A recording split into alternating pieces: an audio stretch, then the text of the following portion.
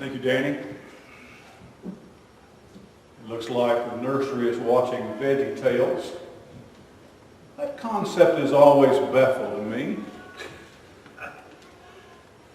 I am all in favor of carrots and cabbages and tomatoes, telling people about Jesus. But it always, I would like to have been there the day that the fellow came to that idea. But we have a cartoon about vegetables that spread the gospel. What a concept, huh? An idea. Well, there it is. There are birthdays. Send a muffin or a cupcake or a candle to those who have already mentioned those. Let's go on to a few calendar days. As I mentioned also, next Sunday, the Lord's Supper, and then our holiday meal on December the 7th. Come and be with us if you can, and look forward to that. I know that we were very fortunate. We had Thanksgiving here in our church fellowship hall with our family, and we're very thankful. We are fewer than we were in some regard last year. We've had some losses in some of our family members have gone home this year. But we have lots of little children running around making noise, so it only took them about 5 minutes to eat and then wanted to get down and run and play some more. That's always fun to watch and see. Turn with me in your Bibles, if you would, this morning to Mark's Gospel, chapter 3. We're going to talk with you, and this this message is really not about war in heaven, but it is related. It's important to understand that what the concept or the idea or the thought or what I believe the Bible teaches is that what began as a war in heaven in eternity past continues as a war on earth, even here and now. It is hard to imagine, but war in heaven, and we're going to look at the verse of the passage in Revelation chapter 12 where this is described, that not everybody likes God. Not everybody likes the way God does things. Not everybody approves of the way he runs the universe. Not everybody loves God and wants to follow him and obey him. And there was war in heaven, and it's not just something among the underlings. This went almost all the way to the top. And there was war in heaven. We might think, you say that there's a God, you believe in God, but how could there possibly be a God when there is war and suffering in the world? Well, there was war in heaven. It doesn't mean that God was weak or incapable of preventing war, but he gave the liberty and the freedom when there were people who wanted to rebel. He allowed them. He could have vanquished them or destroyed them all with a thought.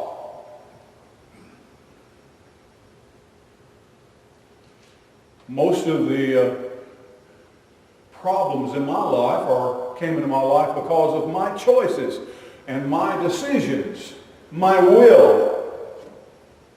Yes, God is sovereign. He is omnipotent. He has all power, but he does not force or enforce his will. You can even join the army on the other side if you wish. Not a good idea. It's a bad choice. It's a bad decision. But war and suffering and evil in the world is permitted by God because it is what many want. It is what many desire. When I look in social media and popular media, when I look at the world today, I see that there are people who crave evil. They desire what is contrary to God. They are pursuing, they are choosing, they wish, they are wanting to grasp, and their entire life focus is to gain what is completely godless. It's contrary to God. And to those who believe, they say, how could that possibly be? How could they not love God? How could they not believe in God? How could they not embrace the things of God? Well, it's just apparent. And God has given them the liberty to be so. But it only goes so far. There's going to come a time of judgment, a time when everything is concluded. There's going to be an end of all things. There's going to be a time when God says, okay, that's enough. That's enough. And many people who've pursued darkness and evil and wickedness have seen the light. And as God has tarried in his judgment, his grace has sometimes prevailed.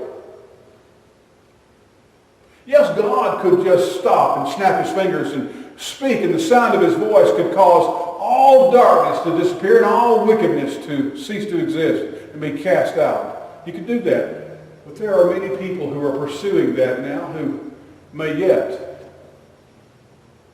open their hearts, may yet receive the grace of God. Let's go on. We're going to hit these without reading the entire passage, but in Mark's Gospel, chapter 3, in the first 6 verses, Jesus heals a withered hand. A man has a hand that describes it, the Bible describes it as withered, and he does it on the Sabbath. It's like poking a gorilla.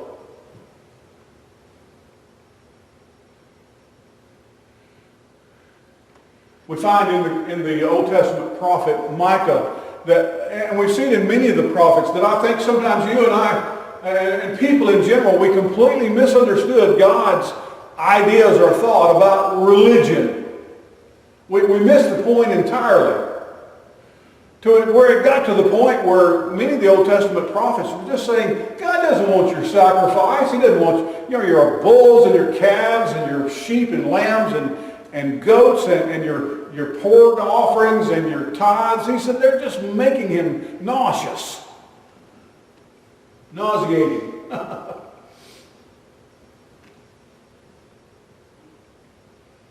He said you're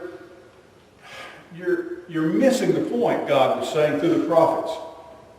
And sometimes we get into a place where we should do this way, or we must observe this. We should hold to this. We should claim this conviction. And God says, I'm wanting a relationship with you. Me and you. Let's be friends. Let's be family. You're not getting it. I want to rub off on you. I want to live my life through you. I want you to be, that's what the word, it means to be godly. To be godly means, God says, I had an idea, a thought, and there was a plan when I created you.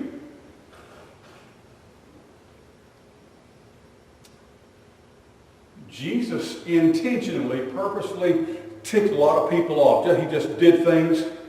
You could just tell he was doing things. He said, the Bible, it wasn't that he was being belligerently or intentionally disobedient to the Old Testament law of Moses, but they had taken the law of Moses, and when they missed the whole point, they were afraid of missing the point, and so they intensified and elaborated on things, and they said, well, there are just so many hundreds and hundreds of things that you can't do on the Sabbath. Let's really make the Sabbath special. You can't even do this, and this, and this. And they had hundreds of laws. And so Jesus just healed it. And I know this is true because in this passage, there's this man, and it's the Sabbath. It's the Sabbath day. And Jesus just looks around and kind of publicly says, he says, is it good or bad to heal somebody's hand on the Sabbath? That's wonderful. He's poking them because they couldn't heal anybody.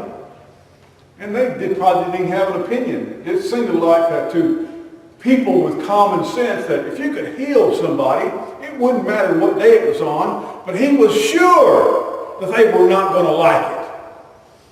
He says, is it good or bad? They go, and they didn't want to say, well, that would be bad. It's bad to heal somebody because if they made any kind of, that would be good. Oh, you mean on the Sabbath? Oh, it was genius. So just reached out and healed the man. Sure enough, they got mad. Yeah, look at there. He healed somebody on the Sabbath. And even as they were saying it, they were thinking, It's like saying, look at that fool. He made gas $2.39 a gallon. What an idiot.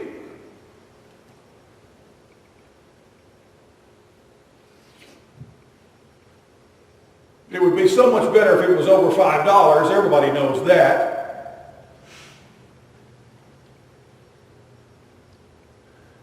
I put this picture right here. This is a scene, one of my favorite scenes from the Passion of the Christ, where they brought this woman taken in adultery to Jesus. And the Gospel of John tells us that he stooped down and wrote in the sand. But the director, Mel, said, let's do this. Let's have him do this. And that's what he does. There's all these religious leaders, and Jesus stoops down and he goes, he drew a line in the sand. He drew a line in the sand. That probably is interpretation, possibly what Jesus, he may have just doodled or scratched, or who knows. Some people said he wrote something out. The Bible doesn't say. But I like this thought, because that's what's happening in Mark's Gospel, chapter 3, verses 1 through 6. When he healed the man, and he's not only doing it once, but he does it over and over and over again. And that's what Jesus did in your life one day. He just said, okay, this is as far as you go. I'm drawing a line in the sand. See, we used to do that. That's only that wasn't even a thing in Jesus' day, drawing a line in the sand. That's probably a playground reference. That you're either on my side or you're on their side. You need to make a decision. You need to make a choice. And Jesus was putting them in a position where he was dividing them. He was separating them. He was making them choose. You see, the thing I talked about is that we can choose. We have a choice. We have freedom to choose. And so then we've got to come to a place. What Jesus did when Jesus came, he said, I came to make you choose. I came to make you choose. And I remember many years ago I was at a Bible conference, and there was always great music and great preaching. And someone had sung, and it was just wonderful, and it just was so inspirational. We had a good service last Sunday with the Runnels here, but this was glorious. I remember in my past.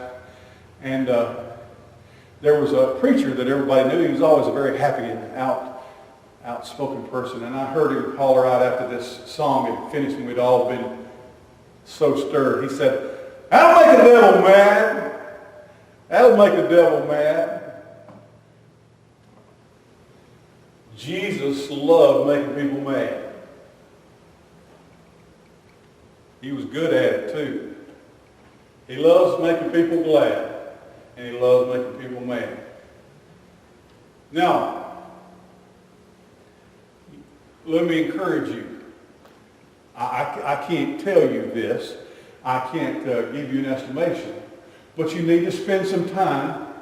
Ed Higdon put something on my Facebook page this week. He said, I was talking to myself the other day. I said, Self? And he said, I knew it was me because I recognized my voice. And I was wearing my underwear. It just got weird after that, and so I don't even remember where it was. I said to myself, Self, and talk to yourself. Are you mad? Or are you glad? Are you mad? Look at your life. I mean, characteristically. Yeah, you might be glad every once in a while or mad every once in a while, but if you were to draw a line under your life, if you were to draw a line in the sand under your life and say, am I bitter? Am I mad? Am I unhappy?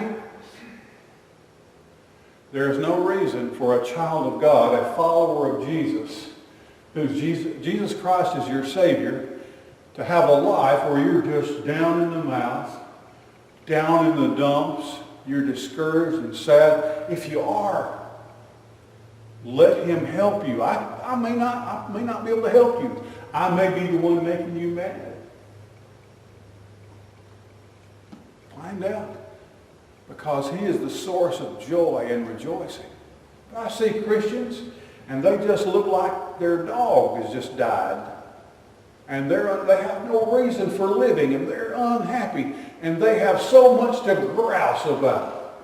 Let's go on. In the next passage in Mark's Gospel, chapter 7 through 10, it indicates that everywhere Jesus went, more and more and more people began following him, the multitudes. It looks like a mark of success that if you were teaching, if you were preaching, if you were starting a movement, if multitudes were following you, that would be a great thing. But the Bible doesn't say that Jesus motivated the multitudes. It doesn't say that he marshaled the multitudes, that he embraced the multitudes. Do you know what the Bible says if you leave Matthew, Mark, Luke, and John? Do you know what Jesus most often was doing in relation to the multitudes? He was running, trying to get away from them. He said, I need to get in a boat. And he got in the boat and they started coming out of the water. And he said, we need to go to the other side. And then they looked up and they said, that's one thing I like about the chosen. They'll just look up, you know what they're saying? Where's Jesus? Where's Jesus? And they have that, and I don't know if you picked up on this on the series, but they spend about half every program looking for Jesus. He's disappeared somewhere. When I became a pastor, our American Christianity was consumed with the church growth movement. And everything I read and everything I studied and everything I heard in my classes in seminary were how to grow a church. We were seeking the multitudes. You know what Jesus was telling his disciples? He said, let me tell you something. Where two or more of you gathered in my name, there am I in your midst. He said, two? You mean it might just be two of us sometimes? By that calculation, we've got a great crowd today. Got a lot more than two. Jesus said, I'm just telling you, he said, you make a note of this. Sometimes it's only going to be two of you. And sometimes it's going to be one of you, and I'm going to be the other one. That's the only way we're going to be able to make two, is if it's me and you.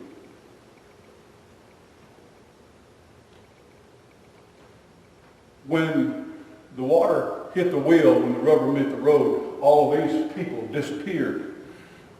These people shouted, crucify him. The multitude. Let's go on. In chapter 3, verses 11 through 12, here's the thing. We see this more in the Gospel of Mark than any other place. Jesus defeating and canceling and casting out unclean spirits. It sounds superstitious. It sounds spooky. It sounds paranormal. It sounds like something that ought to be on cable television. But here in this passage, in verses 11 through 12, it says they actually just came and fell down at Jesus' feet and they said, please, leave us alone. Unclean spirits. Sounds like voodoo. It sounds crazy. And yet it is very real. And even someone like me has to look at this and say, well, I'd like to just ignore everything in the whole Bible about any kind of spirits, but Jesus cast them out. And obviously, they are real, though I'd like to pretend that they never were and are not. Let's go on. In Revelation chapter 12, starting with verse 7, John is given a revelation in his book to write about something that happened a long time ago, even before the world was created. It says in Revelation 12, 7 through 9, then war broke out in heaven. Michael and his angels fought against the dragon, and the dragon and his angels fought back. Now, it doesn't really say there was a rebellion or an uprising. It says that there was Michael and his angels, and then there was the dragon and his angels. Michael and his angels are on the offensive. They attack. It's not that the devil and his angels started something or that no, they were just an infestation. They were just present. Probably God said, all right, time to clean house. Michael, it says that the devil and his angels fought back. In other words, Michael and his angels set upon them. But he was not strong enough, or the dragon was not strong enough, and they lost their place in heaven.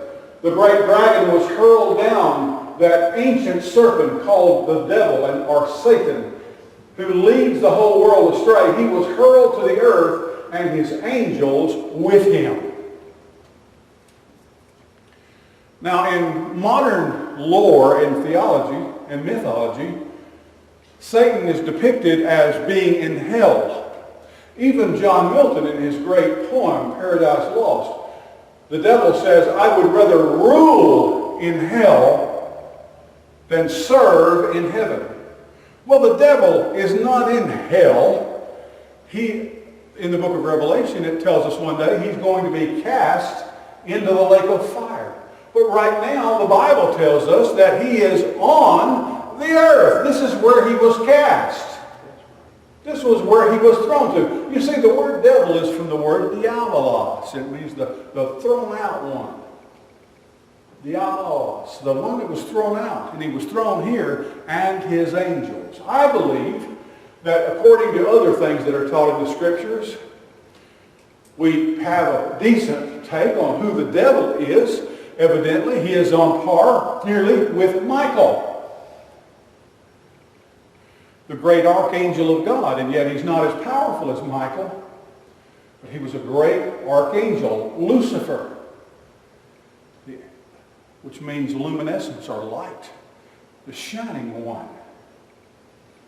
I believe, however, on the other hand, that his angels, who were also cast out of heaven onto the earth, are these unclean spirits. I believe that's who they are. I believe, who are the unclean spirits that are possessing people and oppressing people and harming people in the gospel stories? I believe that they are Satan's army, his angels who were cast out at this time of this war. Let's go on. In Matthew's Gospel, chapter 25, verse 41, in the Sermon on the Mount, Jesus is talking about the end of time and the great judgment day. And this is just a passing statement. It's really not about the subject of the sermon, but it does make reference. Then on Judgment Day, God will say to those on his left, depart from me, you who are cursed, into eternal fire prepared for the devil and his angels. Jesus taught that hell, or that terrible fiery place of eternal judgment, was not created for human beings. Human beings can choose to go there by their choices. No one would choose to actually go to hell, but by choosing to reject God and God's salvation, they're choosing to go to that place. But Jesus says that it was prepared for the devil and his angels. So here is further confirmation that there is not only the great epitome of evil, the great embodiment of wickedness, the devil, but he has angels, angelic beings who are his servants. And hell was created and prepared for them. Unfortunately, many people are following them to that place. That's their choice. Let's go on.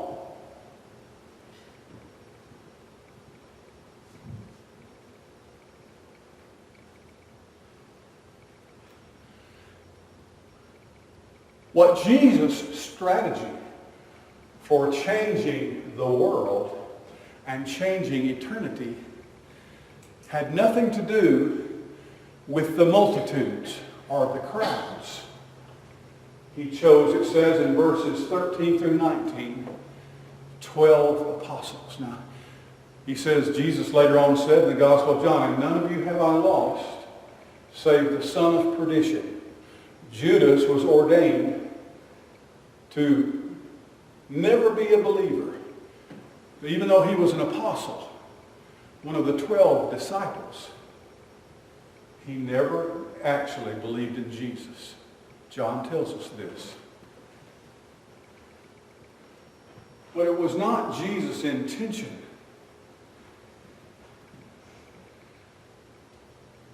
to bring salvation to the whole world through the masses. Let me see how many we are.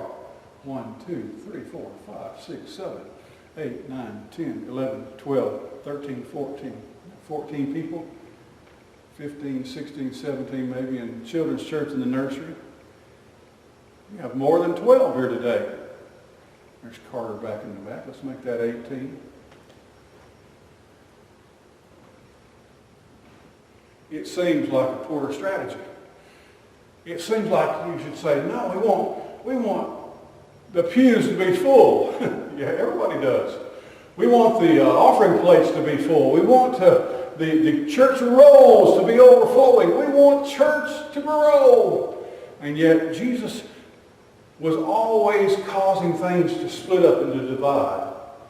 There even came a place there in John's Gospel where Jesus said that so many people would just quit following him. And he looked at his 12 and he said, are you going to also go away? And Peter said, Lord, where would we go?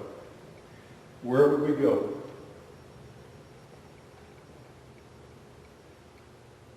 You have the words of eternal life.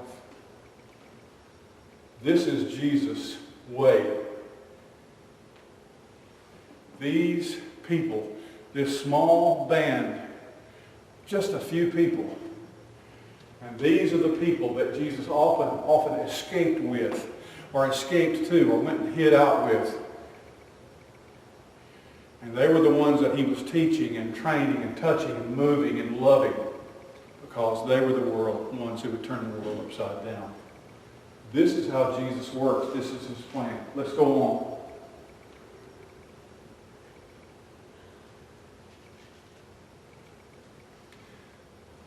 In chapter 3, verses 20 through 27, Jesus' detractors came up and said, well, he's just casting out demons in the name of Beelzebub, the ruler of devils. And Jesus said, well, that's nonsense. Are you saying that the devil is casting out the devil? Satan's casting out the devil? How could Beelzebub? He said, a house divided against itself cannot stand. And then he said this is very telling. It's a figure of speech, and yet it is, I believe, very literally taken. It can be literally taken. Jesus said, if you're going to break into a person's house and spoil it, he's comparing himself to a thief. He said, if you're going to break into somebody's house and tear everything up, he said, the very first thing you need to do is bind the strong man. Let's look at the next slide, Carter. The scribes who came down from Jerusalem said, he has Beelzebub, and by the rule of demons he casts out demons. So he called them to himself and said to them, how can Satan cast out Satan?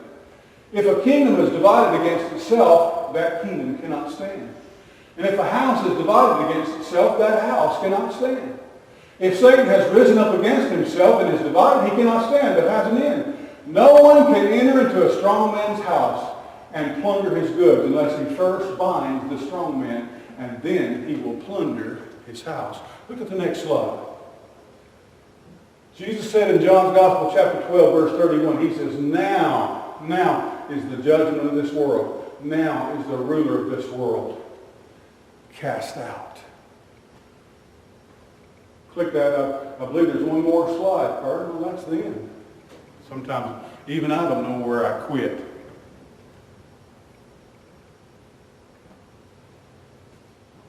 Let me tell you what I think that Jesus was teaching. Not what I teach, not what I believe. When Jesus came during his earthly and public ministry, Mark is declaring to us that it is obvious that Jesus was casting out Satan. There was a time when disciples of Jesus came back from a preaching tour, and Jesus said, it's just like I saw. He said, I remember when I saw Satan fall like lightning from heaven. He said it was just like that. Right now, since Jesus came, when Jesus came here, he was saying, I'm plundering the house of the ruler of this world. Now is the prince of this world cast out. Now is he judged. And now he is bound. All this wickedness and sin and disobedience and disregard for the truth of God, you know what the source of that is? Yeah, we don't all like to say, well, you know, the devil made me do it. That's just the devil. But it's not. There were 4 University of Ohio students killed in their sleep last week. You think the devil did that? No, a human being did that. A terrible, awful human being. Someone went into a nightclub and began shooting and murdering people. They go into schools. You say, well, that's the devil doing that. No, it's not. It's wicked, evil, terrible people. It didn't work for Eve, and it's not going to work for us. We've got to stop looking at the sin in my life and in your life and saying, oh, well, the devil made me do it. The devil, you know, it wasn't funny when Flip Wilson said it. Well, maybe it was. And the only reason it was funny is because we knew humorously that the devil never made us do anything. He is bound. When you sin against God, do you know who's responsible? It's you. It's not the devil. It's not Eve. It's not Adam. It's not your upbringing. It's not your mother. It's not your dad. It's not your past. It's not culture or society.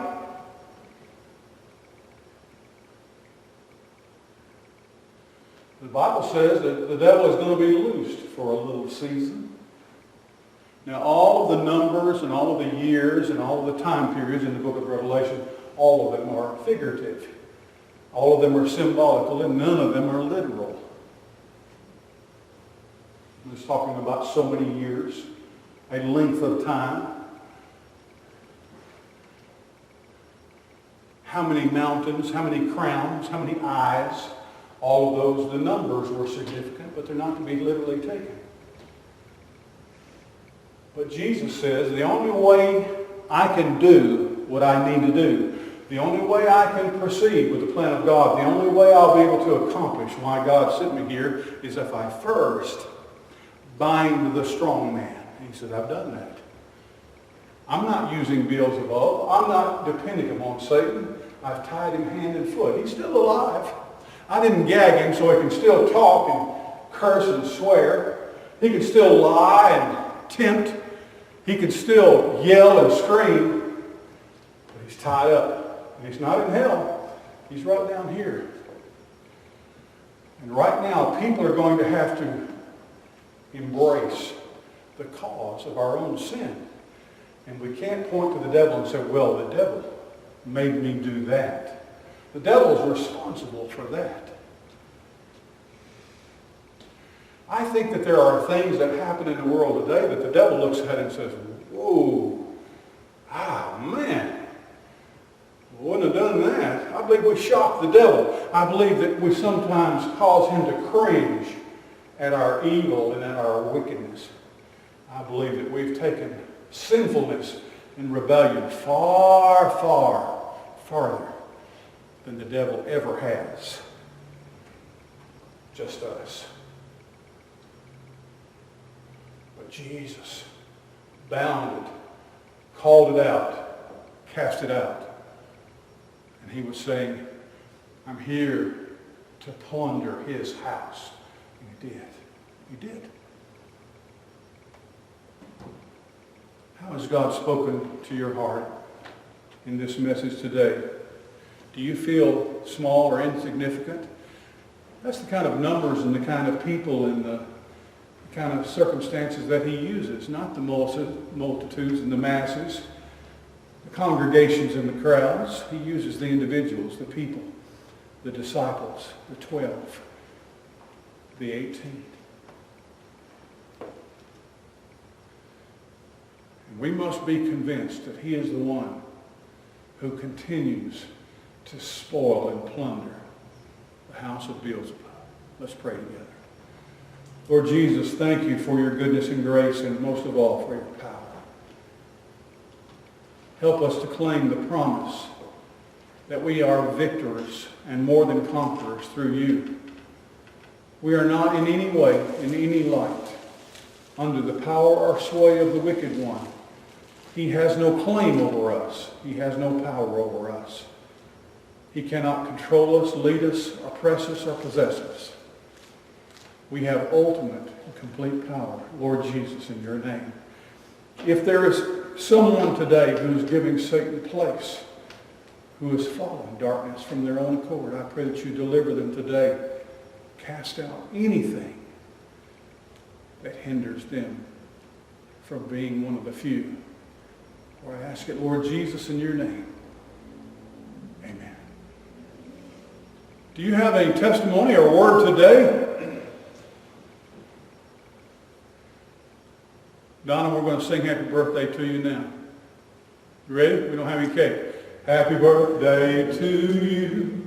Happy birthday to you. Happy birthday. God bless you. Happy birthday to you. Hope you have a good week and a good birthday. God bless you all. You're dismissed. Have a great week.